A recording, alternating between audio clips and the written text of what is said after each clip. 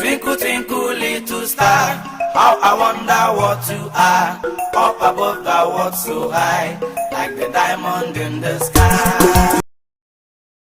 Hello my wonderful viewers, thank you so much for joining me on my program once again. I appreciate you wherever you are coming from, any part of the world where you are watching me from. I appreciate you and I congratulate you for all that you're doing, and I will try my best as all the time to give you information of things happening around Nigeria, among the celebrities, more especially the Nollywood and the actors all the time. Thank you so much for coming. If you have not subscribed to my channel, please kindly subscribe to my channel, click the notification bell so that you'll be notified each time I upload a video.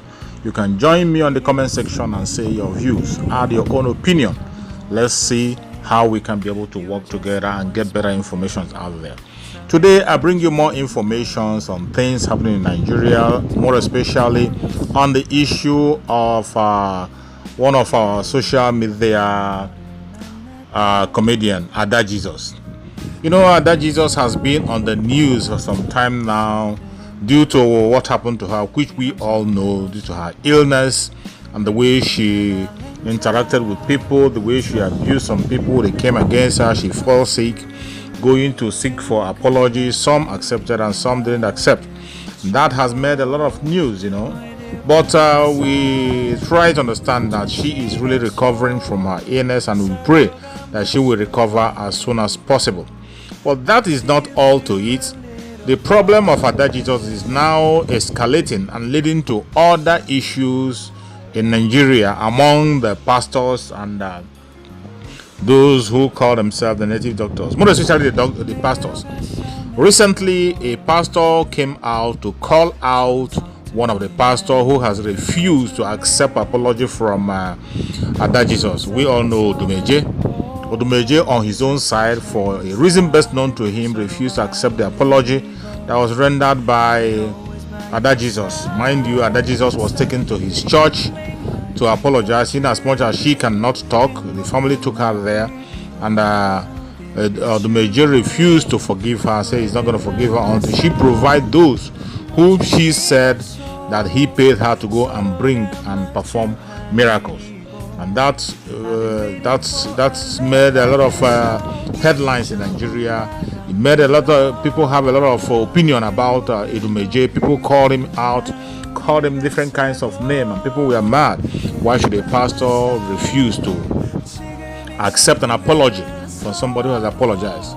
And I made my video regarding to that and said my own opinion that this is not about a pastor, it's about individuals and humanity. People have different ways of acting and different way of behaving. You know, if he was not a pastor or a popular person, we wouldn't be talking the way we are talking. But because he's popular and a pastor, people now make it an issue to say he refused to forgive and then call him different kinds of them and all that. For me, I think personally it is important to forgive somebody who has offended you, but it's in our own hands. We can't force anybody to forgive, because if you force somebody to forgive, at the end of the day he must say that he has forgiven, but inward he has not forgiven. A lot of people can come out and say that he has forgiven, but they never did. But in the case of Odumeje, he stood his ground and said he didn't forgive her, and he made a headline. People are talking so many things about the issue, but I think he has to forgive him and let go. Because actually forgiveness is for you that have forgiven someone, not actually for the person that you are forgiven.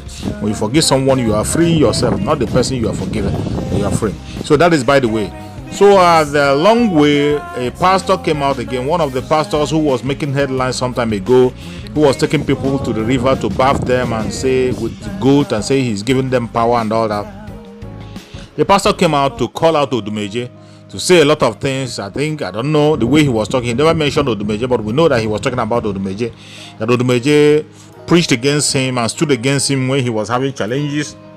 When people reported him to some pastors, that was what he was saying, that they stood against him, and now it is their turn to face it. People are castigating them and they say they will not forgive and they are getting angry.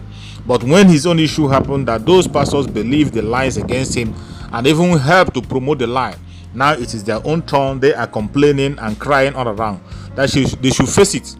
He didn't stop there. He went ahead to rain curses on those who were talking against him during his own challenges, people who are making video against him, people who stood against him during his own time, some time ago, you know, when he was doing his own miracle and all that, he was also arrested, and a lot of news came around that he was also having some dubious character and taking money from people, which many believed and spoke against it, you know. So he has come out now to stand against Odumeje, calling him out, though he didn't mention his name, but from what he was saying, you will understand whom he is talking to. So this issue is not going out any soon. If care is not taken, it's going to generate to some other things that we have not known, that we are yet to know. The case is growing far and far. It's growing wider and wider. But I'm saying that everybody should calm down. Let's not blow this issue out of proportion. Let's not blow it out of proportion. We should pray that Jesus gets well and get back to her feet, and let's move ahead with whatever we have in our future and stop going back to issues and trying to create problem where there is no problem. This is my own opinion. Now I want to share the video with you. You can listen. More especially, he was speaking in Igbo. For those who do not understand Igbo, you can look for an interpreter. But for those who understand Igbo, you hear what he was saying and all that, the way he was narrating. In some cases, he spoke English also, but he mixed with Igbo. You can understand if you listen carefully. So let's hear from him directly what he has to say and what complaint he has. Before you go, don't forget to subscribe to my channel. Subscribe and be updated. Click the notification button so you'll be among the first to receive information when they come. Thank you and remember blessed. Let's watch.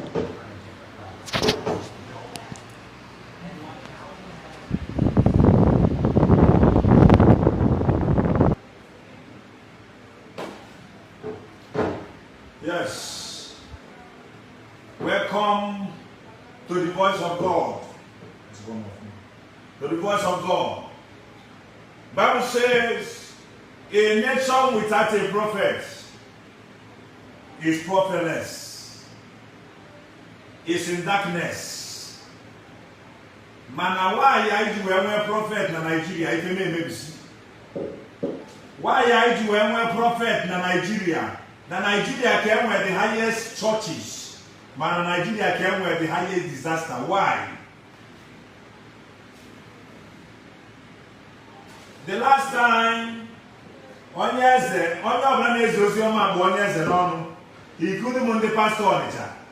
When you was done, not the honor, say, Macandi will be a Gemini, Macanda by then and Midi, Kita Omen, Gamonti, Onun Chani in a gym worker out on a pulpit. Who are in a get June work out. Muponya the get good work out. Or come on a moody, Brujana Miri, Damunamuna arrange miracles.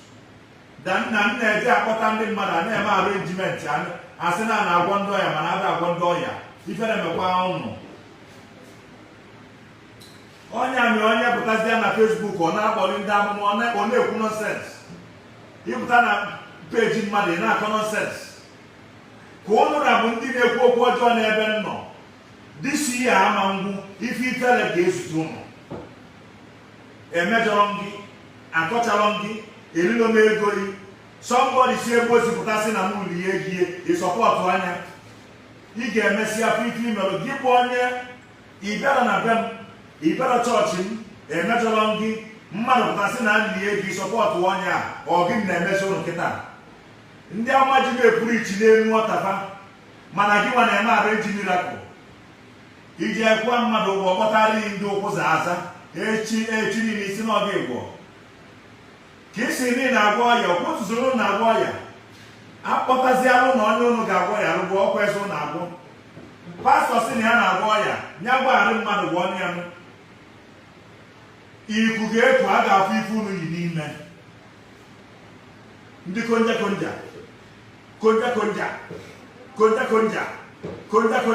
a na-ekonja ọba mma ekonja onye eze na-eme nke ya na-afụ ya n'anya nchọ igbu ewu ya na igwe mmadụ a na-afụ ya n'anya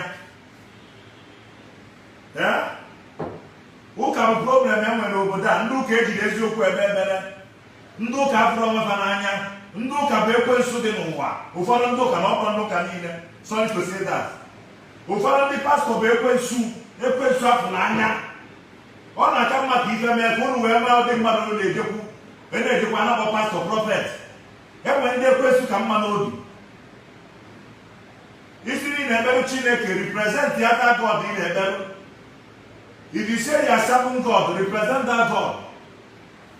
Unu ncha niile ji wee preach n'elu ọta ife ifere ga-abụ nke unu o megbe na-emebe oriri iku ga-ekwu afọ ife unu na-eme unu ji onye eze ekpuchi nke unu ji onye eze ekpuchi onye ọbụla pastọ onye na Anambra na-ekwurichi akasị onye eze ọ na-akpọ mmadụ eje na mmiri asa ahụ gị nwa na-emezi na-egbuzi mmadụ na nzuzo nkọ gị nwa na-egbuzi mmadụ na nzuzo nkọ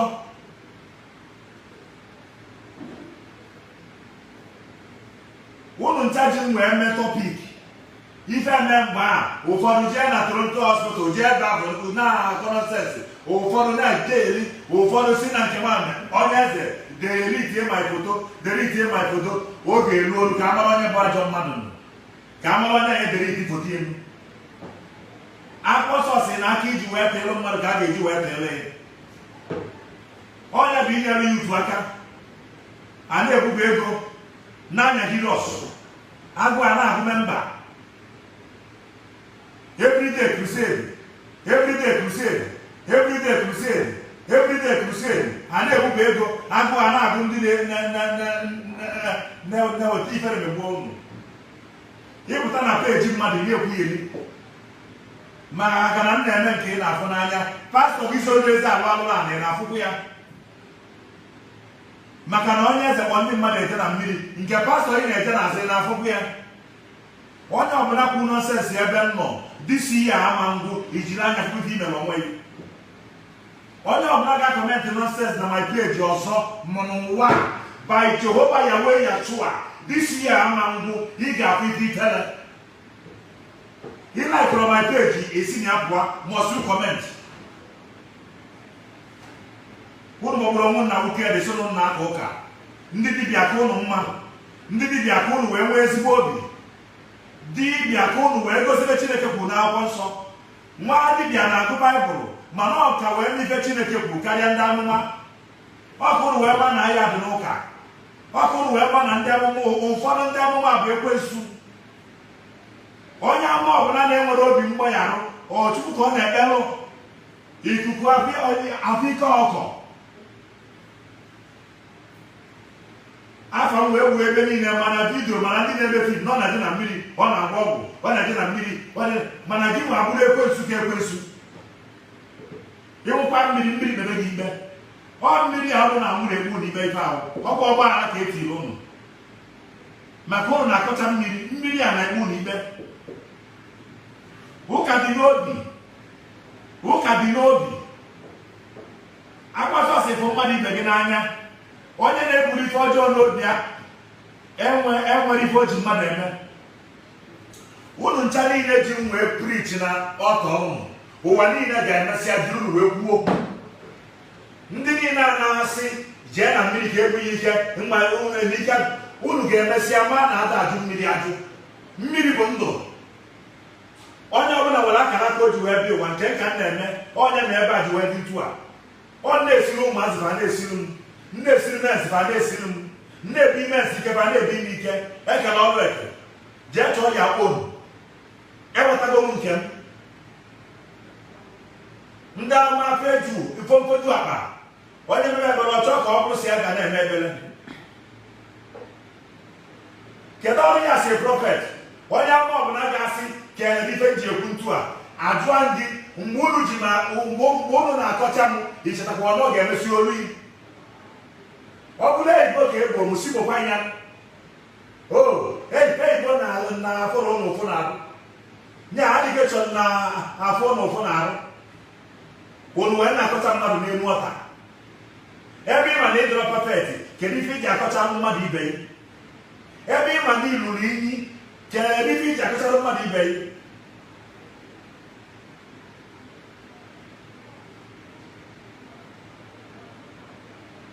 ka ụnụ raji wee kwuo okwu n'elu ọta unu ga-eji ifere n'aka n'ụwa onesima na Chineke atụrụ ọ nwere onye mmejọ unu wee buru m mgbe a wee na-agagharị kịta apụta ọnụnụ ife n'unu mege apụta ike ka fara bụ ndị na-akọmentị nọnsens na peji ma disi ihe ama ndụ ị ga-ahụ imere onwe ya and onye ama ma odibe ga-ebreki ka ọsọ a ga-ebugharị ya maka o nwere ife mmere onye anasị ebe o si pụta ọ sị na m ụlọ ihe ego bụ na sọpọtụ anya kpọrọ kriminal ọ na ọ kpọrọ my minista ana m ezo ezo onye si na ndị ego ya bịa direct onye fụ ebubo ebubo bụ sọpọtụ anya a ga-ebu ebubo onye ama ọbụla sọpọtụ mgbe ebubo ebubo ga-abịa n'isi fa ọ ga na-ada ụlụ ga-abụghị mgbọrọ nwụrụ ọ sị ya na Santos Santorius aga m emere Jehova Amachia Yahweh Amachia Yeshua Yahweh Sabe God of Vengeance ọ nọ n'ọrụ o binyere n'ọrụ oge ekwughesi ike ndị amụma niile ji wee kwuo okwu ebe ofe ekwuru sọpọtụ ha ghara ịbịakwute m ma ọ kpọọ m na fon ụnọ m nne n'otu ụnụ wee na-epricha against me ife ikere ga-esokwa m ndị ọzọ ga-ejikwa ụnụ wee prich ọ ga-emelele ụnụ bụ ndị sịkwa wee na-akọmentị nọnsens wee na-akpọ m onye ori wee na-akpọ m iyi this year ama ngwụ ụnụ ga-ebe akwa oresi mụ nechara yọọ biko na this platform maka onwere onye mmejọ ụnụ ga-amaka ụnụ si ekwu okwu enwere onye mmejọ eberụ Chineke akwa si anyị mgbe ndị ahụma niile ajụ wee kwuo okwu na eri nwata ha ga-afụ ife ikele andị onye na-eme si eyibo na ịlaikiri eyibo ma n'iji mmadụ ekwu okwu n'elu nwata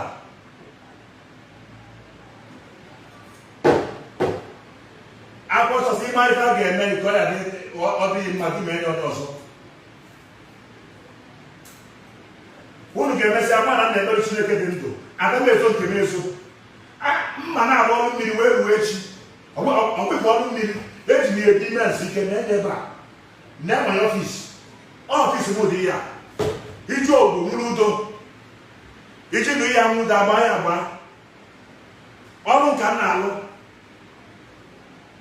ife Chineke si ka m na-eme mana unu na-eme nke ka nke a unu na-eme fake miracle mụ ha na-eme n'ụdị ahụ unu jee kpọta ofu ndị n'ime obodo akwụ afọ ụgwọ ebe ekpere ịma ndị niile afọ igwe ọya fapụta ka anụba mana mụ ji ego eme nke m ana m enyere ụmụ ogbenye aka every Wednesday onye n'ime ụlọ ya si na ya na-ewesi ego ife na-ewesi na chọt savisie dapụta ka afọ ya ejiri m ụlọ ọfọ ji elu n'ogu ndị amụma niile anọ n'Ọnịcha ji m wee prichi n'elu nwatafa before December ife ifele a ga-eji ụlọ wee prichi kwa nke ụnụ bet me ụna na-edebe na-eburu ike ụna na-edebe na-eburu ike onye dị n'ebe na-eburu ike Jizọs na-eme mma Jizọs na-eme mma ihe na-akpọ Jizọs n'elu ọnụ Jizọs ya ga-alapụta ụnụ ndị na-akpụ ya n'elu ọnụ mana obi unu rụrụ arụ obi unu ruru iyi a ga-egbu na expos nwere na-eje ebe a na-asa oche na mmiri ebe a na-asa oche na mmiri bịa nọ Jizọs nwere ike Jizọs ị na-akpọ ma na ide emebe Jizọs kwuru isi niile eme mirakụl mee ya kịta ka afọ ya gwọọ ya kịta ka afọ ya bilie onye ngwụrọ ka afọ ya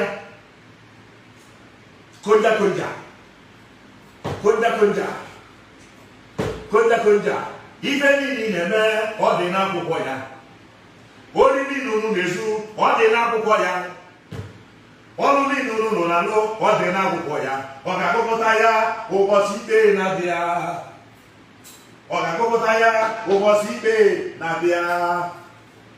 ka ọ bịa n'ọfụ ụmụ onye eze niile agọzie m unu ga-anọ ntu a na-afụ ọdịda ndị ire anyị na-afụ ka ha ga-eji aka wee na-eme ya onwe ha ha ga na-ekwupụta diary self ka unu wee mara ndị fabụ fa ga na-ekwupụta diary devil in them.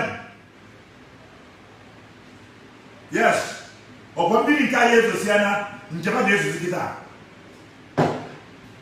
one by one ka fara ji wee preach n'elu ọta unu ga-ejikwa ọnụ na ndị ọzọ akụtakwa ọnụ ikwuo maka onye ọzọ ekwuo maka ihe nwere iwe anya ukwu na-ebute ihe ọ bụrụ na abụrụ anya ukwu ị bịakwute onye afọ jụọ anya ife ekwu abụ eziokwu before man of God ejiri mmadụ wee kwopụ na pulpit ọ ga-abịakwutie ndị ụka ifere unu emegbuo m ndị ụka ifere unu emegbuo m na unu bụ ụfọdụ ndị ụka bụ ekwensu afọrọ anya ezuro ndị ori enwere ife mmere isoro ndị si na ndị fọrọ anyị wee na-ekwu somebody there nonsense na page isoro ihe na-ede ị ga-esokwa ya wee nwụọ ọnwụ. Yes, unless ma onwe ife mmere gị ọwa ọkwa ọ bụ na ewere m ego yi ezuro ndị ori ewura nke 419 nọ ka ịkọcha mụ before December ọresi mụ na abịa biko ụlọ ahụrụ biko ife ifere ife mgbu ife ike ga-eso ụnụ ncha niile na ha Jizọs otu akwụrụ ebe ọ dị ọfa onye dị ogbonwudo oje ogbonwudo gosi ife ahụ dịka nwoke na-eme Okay, no,